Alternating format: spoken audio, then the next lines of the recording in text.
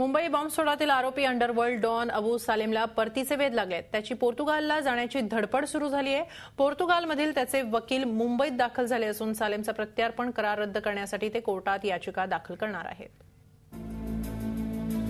नवी मुंबईच्या तळोजा तुरुंगात बंद असलेला अंडरवर्ल्ड डॉन अबू सालेमची पोर्तुगालला परतण्यासाठी धडपड सुरू झाली आहे। तुरुंगात 2 वेळा सालेमवर हल्ला करण्यात आलाय।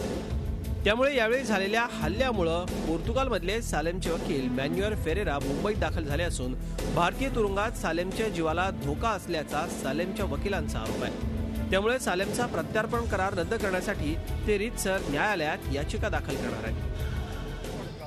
भारत सरकारनं माझ्या क्लायंटला परत घेऊन जाण्यासाठी काहीतरी करावं। तो इथे थांबला तर त्याचा जीव धोक्यात आहे। 1-2 वर्षात तो मारला जाईल। 1993च्या मुंबई बॉम्बस्फोट प्रकरणी आरोपी असलेल्या अबू सालेमवर तुरुंगात 2 वेळा हल्ला करण्यात आलाय। सालेमवर पहिला हल्ला आर्थर रोड तुरुंगात झाला होता।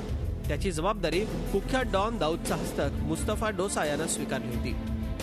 मात्र यावेळी सालेमवर झालेला हल्ला त्यानं स्वतःच घडवून आणल्याचं बोललं जात आहे। कारण असं केल्यानं त्याच्या परतीचा मार्ग मोकळा होणार असल्याचंही बोललं जात आहे। मात्र सालेमच्या वकिलांनी हे सर्व दावे फेटाळून लावलेत।